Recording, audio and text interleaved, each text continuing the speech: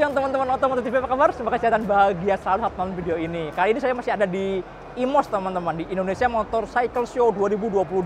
Ada di boothnya Suzuki, kita lagi ngeliatin motor-motor barunya Suzuki. Jadi selain Avenir 125 itu, sana tuh yang kemarin kita udah bikin reviewnya ya. Kalian bisa klik di sini teman-teman linknya untuk ke Avenir. Terus Suzuki juga meluncurin ini nih, meluncurin V-Strom SX. V-Strom ini adalah nama untuk varian adventure-nya Suzuki, atau motor-motor touringnya. Awalnya pakai nama V karena pakai V engine, tapi ternyata makin kesini ada beberapa varian yang nggak terlalu gede cc-nya dan bukan pakai mesin V engine pun pakai nama V-Strom. Kayak di China itu ada V-Strom yang 2 silinder pakai mesinnya Inazuma, dan yang ini nih V-Strom SX. Nah kalau SX ini dari India teman-teman, basicnya sama kayak Gixxer 250, mesinnya sama, 1 silinder aja. Bentuknya kayak gitu teman-teman, Suzuki V-Strom SX. Lumayan gede ya, biarpun gede tapi ini lebih kecil kalau dibandingin sama CRF 250 Rally atau Versys 250. Lebih compact, kayaknya lebih asik sih buat pecicilan ya. Nggak terlalu besar, jadi mudah untuk dikendalikan. Mungkin akan seperti itu. Berapa harganya? Belum ada harganya. Jadi kira-kira aja, kira-kira itu nanti akan dilepas di harga di bawah 60 juta. Ya mirip lah ya, Gixxer yang 250 itu kan harganya 51 juta kan. Ya wajar, harusnya motor ini juga kisaran segitu, 50-an lah. 55 jutaan misalnya, kalau menurut saya sih masih masuk akal untuk mesin 1 silinder. Dan baru ready stock di tahun depan, di awal tahun. Jadi mulai sekarang udah bisa inden, kalian bisa inden di sini atau inden di jaringan resminya Suzuki. Tapi baru dapat unitnya di awal tahun depan, di 2023. Oke, kita akan langsung lihat detailnya. Kita lihat apa yang ditawarkan oleh Suzuki di V-Strom SX 250. Kita mulai dari depan ya, dari depan yuk. Di bagian depan teman-temannya ada windshieldnya transparan ya, bening banget dan tegak, tegak banget. Emang sih lumayan tinggi gitu kan. Dan ini fix teman-teman, nggak bisa diatur ya. Bener-bener gini aja bentuknya, dan udah ada dudukan buat plat nomor depannya. Indonesia sama India itu sama-sama yang punya plat nomor depan. Jadi kayaknya nggak ada masalah karena di sana udah ada dudukan kayak gini ya, dudukan buat plat nomornya, nggak perlu reset-reset lagi. Kemudian kalau kita turun ke bawah, ini ada headlampnya teman-teman. Headlampnya sudah full LED. Yang bawah ini kayak DRL, terus yang atasnya buat lampu jauhnya. Terus kalau lampu seinnya ternyata masih bohlam, dan bentuk covernya tuh gede banget ya, gede. Kurang simple sih mah ya mungkin harganya biar kompetitif itu kan. Kemudian di bawah lampu utamanya ini ada moncong bebeknya teman-teman, khas motor adventure, nggak terlalu besar ya. Ya ini stylish aja sih sebenarnya, buat stylingnya aja, karena sebenarnya spatbor yang beneran ada di rodanya. Nah, spatbornya kayak gini teman-teman. Bentuknya besar banget, dan ini plastiknya plastik PP, bukan plastik halus ya. Dan ini ada pattern-pattern di sini nih, ada pattern-pattern di sini, keren ya. Jadi nggak monoton gitu kan. Selain bentuknya emang udah dibikin kokoh gitu, ada banyak garis-garis tegasnya, juga dikasih pattern-pattern kayak gini.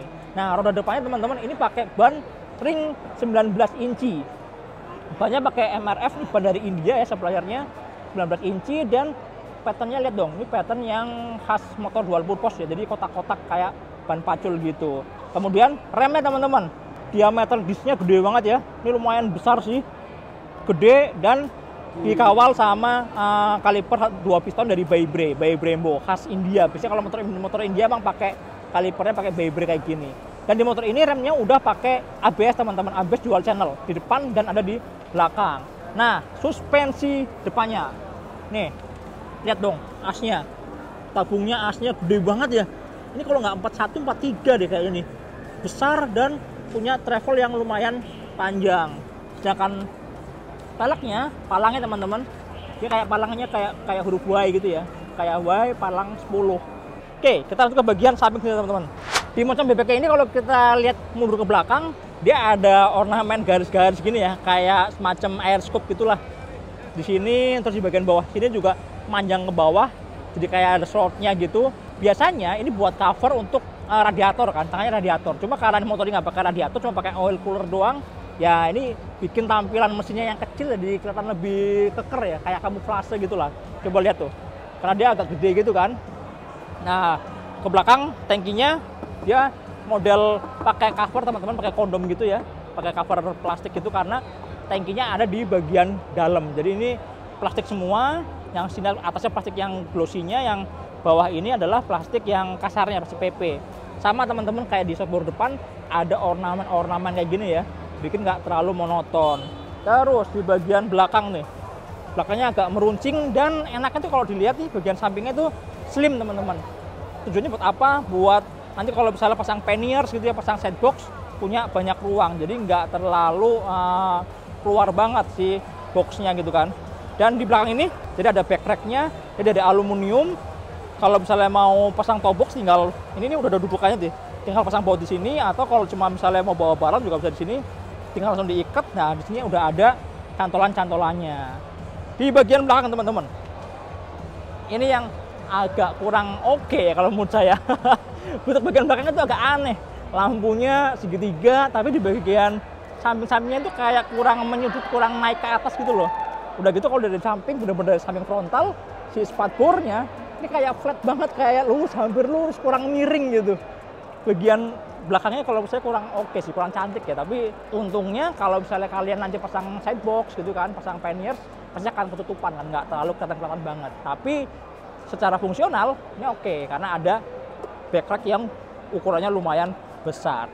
Kita lanjut ngomongin roda belakang deh, roda belakang dulu. Roda belakangnya teman-teman, yang belakang ini ukurannya rodanya 140/70 ring 17, sedangkan yang depan itu 100/90 ring 19. Jadi memang kayak motor-motor trail ya, kayak motor-motor adventure, emang belakang sama depan akan lebih gede yang depannya. Terus di bagian belakang ini swing armnya masih swing arm kotak teman-teman, besi kotak gini aja, sederhana banget ya. Mungkin memang untuk menekan harga, ya wajar kalau dijual harga cuma 50 jutaan gitu kan, menarik juga sih sebenarnya. Tapi sudah monoshock. Nah monoshocknya udah ada setelan buat preloadnya, bisa diatur gitu. Remnya disc brake pakai ABS juga, ABS-nya 2 channel ya, depan belakang ada ABS, dikawal kaliper baby brace 1 piston, bentuknya kayak gini. Oke, kita lihat apa lagi. Knalpotnya mirip kayak si Gixxer 250 ya. Jadi dia punya 2 lubang bertumpuk gitu, yang secara dimensi, secara ukuran juga compact juga, nggak terlalu besar. Sedangkan footstepnya buat pembonceng gini teman-teman, dia langsung dari rangka ya. Ini nggak bisa dicopot karena jelas langsung ke rangkanya, pakai pipa gini. Terus stepnya model yang aluminium, sedangkan yang depan, wah yang depan keren nih. Yang depan karetnya tebel banget tuh. Dia karetnya modelnya nge-grip gitu ya, ada paten-paten kayak ban paculnya gitu, dan ini bisa dilepas. Kalau misalnya kalian pengen grip yang lebih bagus, bisa langsung dilepas, dan ini besinya sudah bergerigi gitu. Di sini juga ada pengaman buat kaliper rem belakangnya ya. Oke, kita lihat di bagian kemudi teman-teman, ada apa aja di sana. Yuk. Di area stang ternyata sederhana banget teman-teman. Di area kokpitnya ya. Kita mulai dari mana? Dari ini deh, dari stang sebelah kanan. Nah, ini ternyata udah ada handguardnya. Ini bawaan ya. Jadi standarnya udah ada kayak gini, ini bukan aksesoris. Terus si grip gasnya kecil, ini khas orang Asia sih. Diameternya juga enak banget, juga gambarnya nggak terlalu besar. Kemudian ada engine cut off, ada tombol starter. Nah, starternya juga pakai yang isi start system. Jadi kalau kita tekan sekali aja, maka dinamo starternya akan muter terus sampai mesinnya nyala. Jadi kita nggak perlu tekan lama-lama, nggak perlu tahan ya. Terus ini kalipernya kotak biasa gini aja, dan tuas remnya belum ada setelannya. Kemudian kalau kita lihat di bagian tengah teman-teman, nah nih kuncinya model gini doang nih, sederhana banget, cuma kayak gini aja, bukan yang laser cut atau ada immobilizer atau apa, nggak ada, tapi benar-benar cuma kunci gini doang tanpa pengaman bermanis juga. Terus di sebelah kiri ini ada tombol lampu jauh, ada buat lampu dim, ada lampu sennya, sama ada klakson. Dan sama si tuas koplingnya juga belum ada setelannya. Oke teman-teman, di sini nih ini ada colokan buat USB teman-teman. Jadi kita nggak perlu pakai adapter lagi gitu kan. Sengaja di sini ini memudahkan kita kalau misalnya mau pasang GPS gitu ya, ditaruh di sini atau GPS-nya di stang gitu. Si power outletnya nggak terlalu jauh. Bentuknya di samping sini, di samping sebelah kiri gitu. Sedangkan speedometernya sama-sama kita lihat yuk. Nah teman-teman, ini dia nih tampilan speedometernya. Kalau secara bentuk casingnya ini mirip kayak GSX ya. Kayak GSX, sama juga kayak Gixxer yang 250, mirip-mirip kayak Avedis. Jadi secara tampilan si speedometer emang selalu mirip-mirip gitu kan. Nah, di dalamnya ini layarnya udah negatif display. Jadi belakangnya warnanya hitam kebiru-biruan gitu, dan huruf-hurufnya pakai warna putih ya. Jadi kelihatan lebih enak, lebih jelas dilihatnya. Dan di sini juga ada topinya nih. Atasnya ada topinya gitu teman-teman. Harusnya kalau siang-siang bisa bantu biar visibilitasnya tetap enak dilihatnya. Ada apa sih isinya? Yang pertama nih ada jam digital. Ada filmeter, ini bensinnya entek habis bensinnya ya, kedip-kedip gitu kan. Terus di bagian bawahnya ini ada tachometer bentuknya bar. Terus di bagian bawah ini ada speedometer, ada posisi gigi, Terus ini nih ada odometer teman-teman, odometer. Ini kalau kita klik sini ada trip A, ada trip B, balik ke odometer lagi. Nah, di samping kanannya ini ada average fuel consumption yang ngikutin tripnya. Jadi average fuel consumption yang A dan ada yang B sesuai sama tripnya, di trip A atau di trip B. Isinya cuma gini doang. Tapi sebenarnya di India itu ada Suzuki Red Connect. Jadi di bagian kirinya ini sebenarnya ada kayak buat navigasi, ada buat notifikasi telepon, SMS segala macam. Cuma saya sanksi sih, yang Indonesia kayaknya nggak masuk. Jadi Indonesia juga kayak gini tampilannya tanpa ada Suzuki Red Connect-nya. Sayang banget ya. Tapi kalau harganya bisa lebih murah sih nggak apa-apa lah. Bisa 55, kurang dari 55 misalnya. Mudah-mudahan, kita tunggu aja. Tahun depan kita lihat ya harganya fixnya berapa. Tapi speedometernya kira-kira kayak gitu teman-teman. Nah, ini teman-teman tankinya. Tankinya 12 liter. Lumayan gede ya. Ya buat touring-touring sih oke lah. Pas sedengan, nggak gede-gede banget, nggak kecil-kecil banget juga. 12 liter. Oke. Apalagi? Oh iya, posisi duduk ya. Posisi duduknya motor ini punya jok tingginya 835 mm teman-teman. 835 mm. Kalau saya pasti jinjit. Lumayan jinjit kalau saya, tapi kalau kayak Aan tuh, Aan 173 nggak ada masalah. Aman-aman aja. Dan joknya empuk banget. Asli, joknya tebel empuk loh ini. Terus kulitnya juga lembut gitu ya. Duduk-duduknya enak banget nih. Asli, nyaman ini. Ini mirip kayak Gixxer yang 250. Duduknya enak banget, nyaman. Terus stangnya tinggi banget stangnya, jadi badan lumayan tegak ya. Dan jarak antara stang ke badan nggak terlalu jauh, dekat. Cuma ini stangnya tinggi banget loh ini. Tinggi, agak lebar, terus si batangnya kecil. Nggak tahu deh, geter apa nggak ngerti. Mudah-mudahan nggak geter ya. Ya kalau geter kalian bisa tambahin palang di sini lah gitu. Cuma riding posisinya sih enak nih teman-teman. Stangnya tinggi, dekat ke badan, dan footstepnya juga santai, nggak terlalu mundur, nggak terlalu maju. Ya kan masih di depan pantat saya nih. Biasanya kalau karakter kayak gini dipakai buat jalan jauh akan nyaman banget. Wow, posisi pengendaranya enak sih. Dan suspensinya juga kayaknya enak. Dijot-jotin juga lumayan empuk, terutama yang belakang ya. Gitu. Mesnya teman-teman, mesnya ini 1 silinder, 250 1 silinder, basicnya sama plus kayak Gixxer 250. Mesin ini SOHC 4 klep. SOHC 4 klep ya, biasa aja lah ya. Cara spesifikasi teknisnya gitu. Udah gitu di motor ini nggak ada radiatornya, cuma pakai oil cooler. Cuma oil coolernya Suzuki ini kalau menurut saya istimewa sih. Suzuki nyebutnya ini nih, Suzuki Oil Cooling System. Nah, si SOCS ini dia bekerja mirip kayak radiator teman-teman. Jadi olinya itu bukan cuma sirkulasi muter di bagian crankcase ya, tapi dibikinin semacam water jacket gitu di kepala silindernya. Jadi secara pendinginan jadi lebih maksimal, kira-kira kayak gitu. Jadi biarpun nggak pakai radiator, tapi pendinginannya tetap oke. Ya selain SOCS tadi, kompresnya juga rendah, makanya harusnya motor ini sih nggak panas ya, tetap dingin-dingin aja, karena kompresnya cuma 10,7/1. Oke teman-teman, di mesinnya ini ternyata nih, di sininya nih, ini ada covernya nih, cover besi. Ini bawaan dari lahir udah dikasih kayak ginian nih, dikasih agent cover. Keren ya, dan kokoh banget loh. Besinya kokoh banget. Jadi biarpun India, tapi finishing-finishingnya kalau mesinnya oke sih Suzuki ini. Ya mungkin QC-nya karena sama-sama Suzuki ya. Bodi-bodinya atau bodi-bodi plastik yang PP-nya tuh kokoh banget tuh. Tebel, kencang juga, kuat. Mantap, kalau Suzuki sih secara build quality nggak diragukan lagi lah. Lalu berapa powernya? Tenaganya 26,5 PS teman-teman. Sedangkan torsinya 22,2 Nm. Transmisinya 6 speed. Dan kalau menurut saya sih motor ini, kalau saya berkaca sama Gixxer 250 ya, karakternya smooth ya.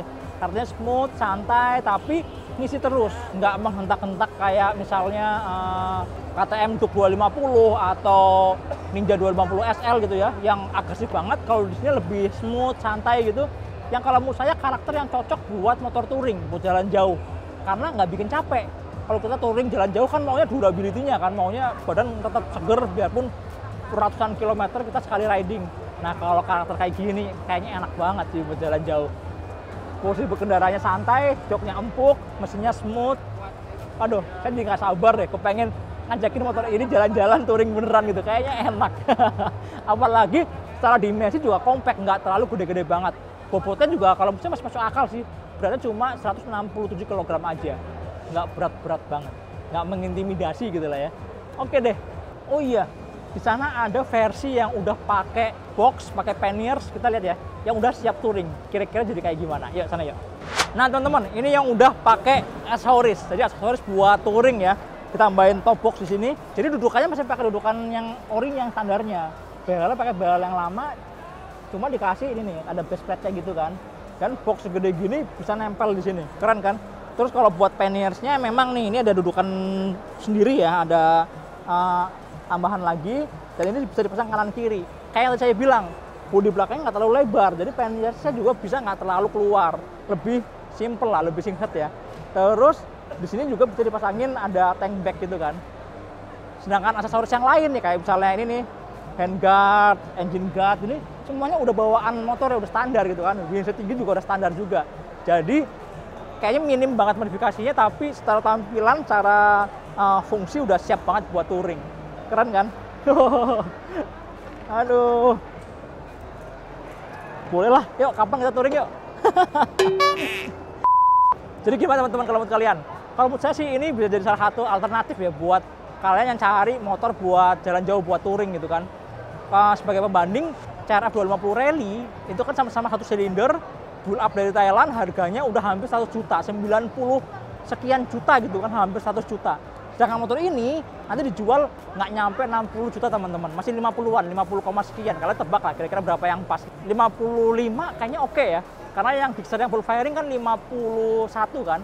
Oke teman-teman, kira-kira itu. Yuk, kita touring. Oke deh, sampai jumpa di video berikutnya. Jangan lupa tonton terus Otomotif TV, nyalakan tombol notifikasi, like, subscribe, dan follow juga Instagram otomotif_tv. Kalian juga harus kunjungi www.otomotif.com untuk mendapatkan berita-berita terkini tentang dunia otomotif. Dan satu lagi, kalian juga harus nonton Motor Second, channel kita yang khusus membahas motor-motor bekas berkualitas. Sampai jumpa di video berikutnya. Dadah.